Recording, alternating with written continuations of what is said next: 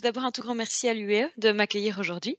C'est avec grand plaisir que je suis là et que je vais essayer de faire au mieux pour vous expliquer la réforme fiscale qui a maintenant été approuvée. Et donc, juste pour un petit mot, donc, comme l'a dit Béatrice, moi je travaille à la Fédération des entreprises de Belgique. Donc, nous, on travaille, on est la coupole fédérale, mais on travaille toujours avec grand plaisir avec nos équivalents régionaux UE, BESI et VOCA. Et donc, je suis en charge de tout ce qui est mobilité. Donc, comme l'a dit Béatrice, en effet, vous savez sans doute tous qu'il y a eu cette nouvelle réforme fiscale qui a été introduite par le gouvernement et dont l'objectif était de pouvoir verdir la mobilité. Et donc, il contient en effet 6 volets, dont le premier qui vient d'être présenté par Béatrice et qui a fait le plus grand bruit, c'est bien sûr l'électrification des voitures de société.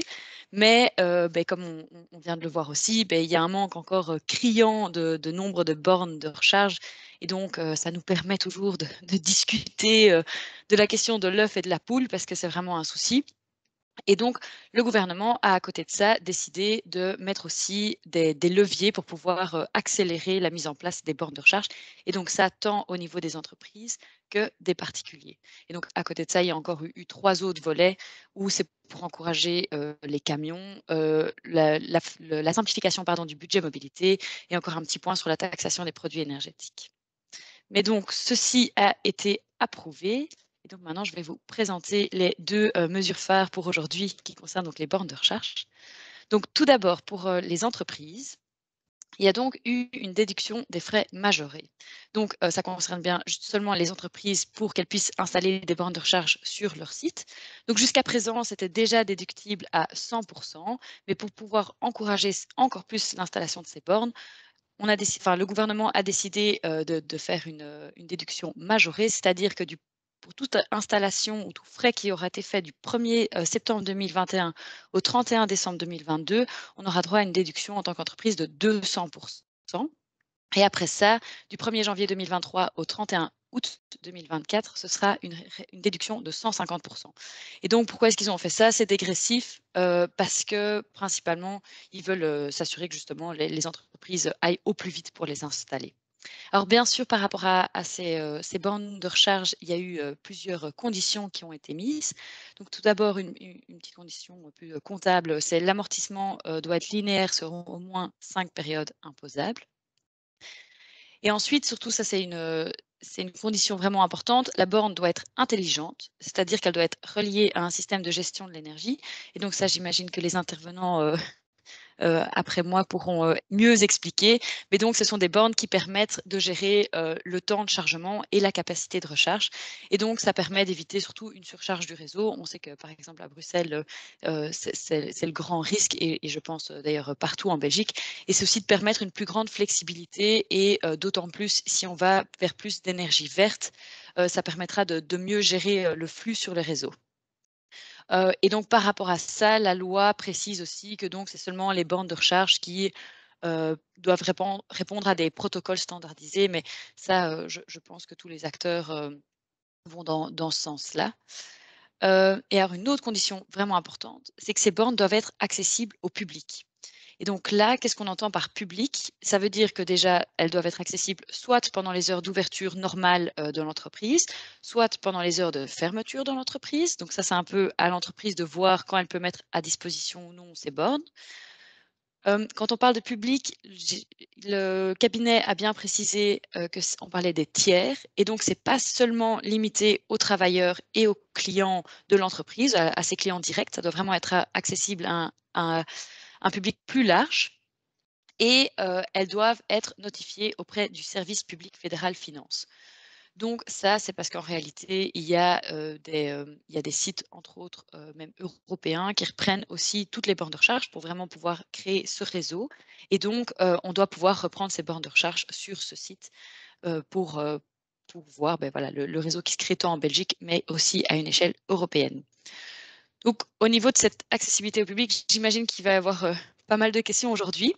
Je pense qu'il y a encore beaucoup où même le cabinet n'est pas encore certain de pouvoir répondre. Ils sont encore en train eux-mêmes d'un peu réfléchir. Mais dans tout cas, ce que nous, on a entendu actuellement, c'est qu'ils disent que ce sont aux entreprises, au final, d'établir un peu ce que ça veut dire et comment est-ce que c'est géré.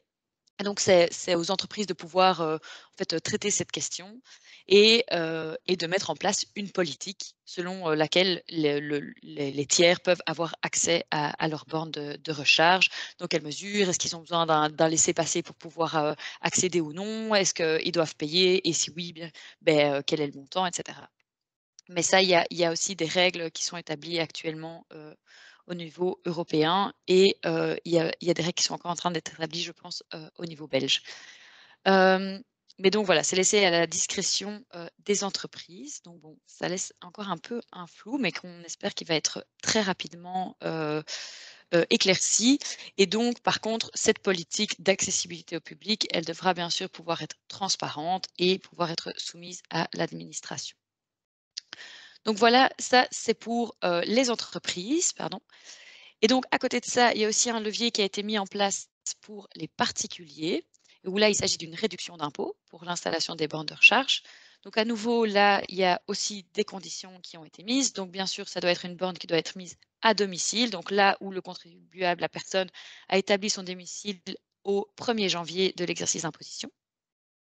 Cette réduction peut être comprise pour l'ensemble des dépenses, donc ça veut dire pour l'installation de la borne de recharge, mais aussi s'il y a eu besoin de renforcer l'installation électrique, du domicile de la personne et les frais d'inspection obligatoires de l'installation.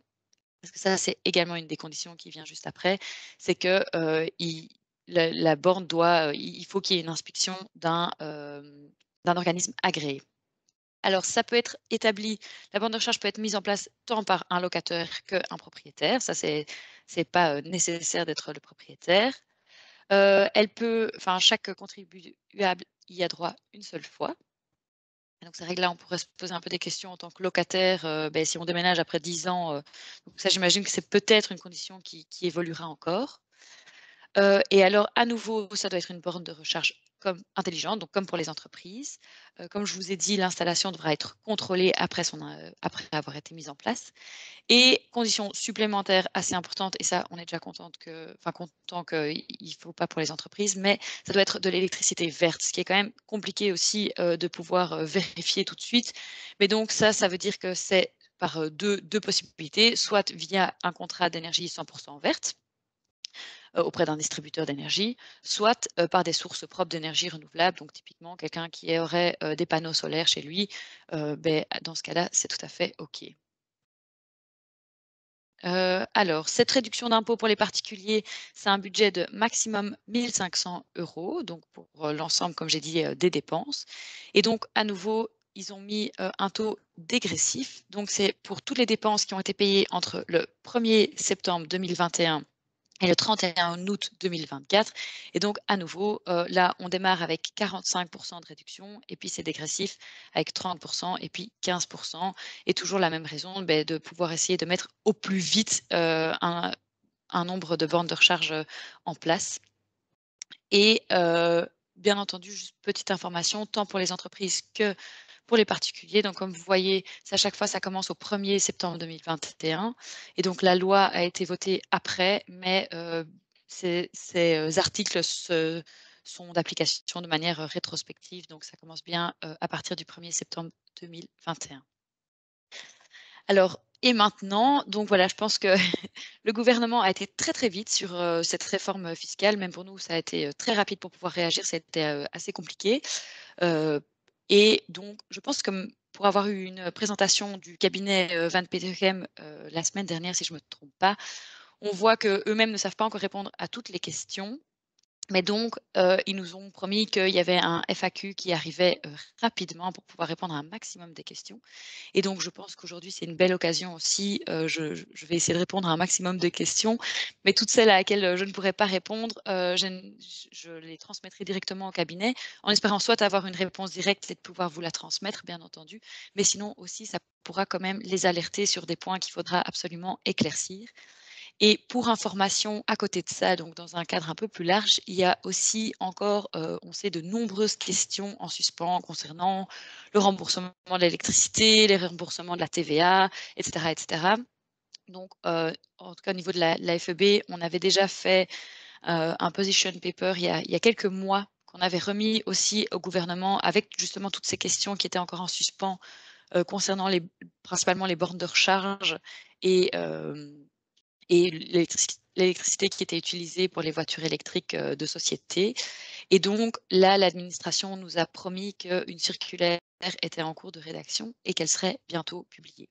Et donc un petit point, c'est vrai qu'il n'est pas dans ma présentation, mais donc on sait que en général, en tout cas très souvent pour les voitures de société, il y a beaucoup d'entreprises qui elles-mêmes proposent en fait à leurs travailleurs d'installer aux frais de l'entreprise la borne de recharge chez le travailleur. Et donc là, a priori, les règles ne changent pas. C'était déjà donc exonéré pour le travailleur et une déductibilité était déjà prévue pour l'entreprise et donc ça ne bouge pas et sans bénéficier de cette déductibilité de frais majorés. Donc voilà, j'espère que j'ai été assez claire et pas trop vite. J'ai vu qu'il y avait pas mal de questions qui arrivaient dans le chat. Oui, on a fait pas mal de questions. Alors, merci à toutes les personnes qui nous ont envoyé des questions déjà avant et qui les ont mis dans le chat. Alors, une question peut-être qui a été dans le chat et qu'on a reçue avant, c'était la question pour tout ce qui est ASBL. Est-ce que la déductibilité les concerne aussi ou pas? Voilà, donc je vois que cette question a été posée quand même 2 fois. Donc. Oui, alors, je ne suis pas fiscaliste de base, je suis juriste mais pas fiscaliste. Mais, j'ai envie de dire que oui, normalement ça s'applique aussi aux ASBL, mais ça c'est une question que j'ai déjà reposée par, mesure de sécurité quand même au cabinet et je vais aussi revérifier avec, mes collègues qui eux sont fiscalistes. Et donc, normalement oui, mais, pour être tout à fait certaine, je reviendrai quand même vers vous aussi, avec la réponse. Je vois que Bah, Caroline a oui. levé la main à ce sujet, je pense. Vas-y Caroline. Non, c'est parce que j'avais une question en fait par rapport à la déductibilité pour le particulier, parce que j'ai pas mal de questions de mes conducteurs qui bon, ont déjà une borne depuis, depuis quelque temps, puisqu'on a lancé nos premières électriques en 2015 et qui me disaient: «Tiens, voilà, moi j'ai déjà ma borne, donc je vais pas pouvoir forcément bénéficier de cette déductibilité pour l'installation de la borne à domicile, mais est-ce que je peux utiliser ce budget entre guillemets que le gouvernement propose aujourd'hui de déduire de ses impôts pour faire une augmentation de la puissance à domicile, pour toujours dans le but de charger évidemment plus rapidement sa voiture de société. Donc voilà, sans qu'il y ait déjà l'installation, puisque tout est déjà là, mais pouvoir donc upgrader, on va dire, la puissance de la maison pour pouvoir charger plus rapidement sa voiture. Et ça, je n'ai pas encore réussi à trouver l'information. Donc je ne sais pas si ça a déjà été abordé, répondu selon vous, Héloïse? Non, je pense pas et très honnêtement, je pense que c'est une question, que ne s'est pas tellement posée, le gouvernement parce que l'objectif, c'était surtout de pouvoir installer plus de bornes. Ouais, c'est ça. Mmh. Hem, donc je pense qu'a priori, ils n'ont pas tenu compte de ça, mais en effet, c'est une question qu'on pourrait poser en tout cas, j'en prends bonne note et j'irai certainement leur poser la question, mais je pense qu'a priori, non, ça, ils n'en ont pas tenu compte et surtout que, il y a quand même toute la question, voilà, de la surcharge du réseau et donc je pense que ça pourrait, apporter certaines craintes si, ils ont quand même un objectif d'abord de mettre plus de bornes et après de peut-être pouvoir, améliorer celles qui existent déjà. Ouais, d'accord. OK, merci. Voilà, on a aussi pas mal de je tiens aussi à préciser que, on n'aura sans doute pas l'occasion de répondre à toutes les questions, mais on les note bien et on fera, un petit résumé et on renverra aussi toutes les questions. Il y avait des questions par rapport à qu'est-ce qu'on considère comme un public tiers? Donc j'ai vu une question sur est-ce que les autres entreprises, quand on loue, des locaux à d'autres entreprises sont considérés comme, public tiers? Et des indépendants travaillant dans l'entreprise sont-ils considérés comme public tiers et donc entre guillemets «ouverts au public»? Alors, donc ça, comme je disais, a priori, le gouvernement, laisse, les entreprises, gérer un peu leur politique. Je sais, à nouveau, le cabinet a dit qu'a priori, c'était le cas. Ils n'étaient pas très précis, mais donc pour les personnes pour les entreprises qui, en effet, où il y a des locataires aux alentours, ça, ce serait considéré, normalement comme, des publics, tiers. Donc ça, c'est OK. Mais par contre, pour les indépendants, c'est une bonne question. J'aurais tendance à dire oui, mais à nouveau, je vais reposer la question et comme je vous dis, on a vu le cabinet la semaine dernière et quand on leur posait ce genre de questions, eux-mêmes étaient un peu hésitants. Mais donc, on a aussi hâte de voir ce FAQ. Mais donc je pense qu'ils vont quand même, interpréter ça de manière assez large, qu'en tout cas, ils ont décidé que c'était, pas seulement les clients de l'entreprise et les travailleurs, ça c'était très clair. Hem, mais qu'après, je pense qu'ils comprendront cette, définition de manière assez large. Et donc je dis oui pour les locataires, c'est oui a priori. D'accord. Je me retourne vers, le maître du temps, pour juste savoir si on peut avoir croix en quelques questions. Et comme je dis, de toute manière, n'hésitez pas à mettre les questions dans le chat, et on y répondra peut-être pas tout de suite, mais on y répondra alors par après. Donc voilà, comme on dit, on a un timing un peu serré. Donc On a déjà dépassé 3 minutes, mais allez, encore une petite question et puis on passe à autre chose. Enfin, on y OK. répondra à un autre moment. Oui, c'est ça. Mais je prends la 1re question alors qu'il y a-t-il, des avantages donc pour les carports solaires en entreprise? Voilà, question un peu plus, pointue. Oui et ça, en tout cas, c'est pas prévu dans cette loi-ci, ça c'est certain. Maintenant ça, il faudrait que je vérifie aussi, heu, je parce qu'il y a en effet des déductibilités spéciales qui sont prévues pour tout ce qui est, énergétique et cetera. Donc c'est en effet tout à fait possible, mais ça, il faut aussi que je retourne voir dans la loi. Parce qu'en effet, ce sera dans une autre partie, enfin, c'est dans une autre loi et donc ça, je peux me renseigner. Voilà, merci. Donc voilà, n'hésitez pas encore à poser des questions dans le chat. On sait que voilà, c'est l'occasion aussi, comme, on dit d'avoir, comme il y a une FAQ qui arrive, de poser toutes les questions, qui sont nécessaires et je pense qu'on va pouvoir, donner à Béatrice la parole.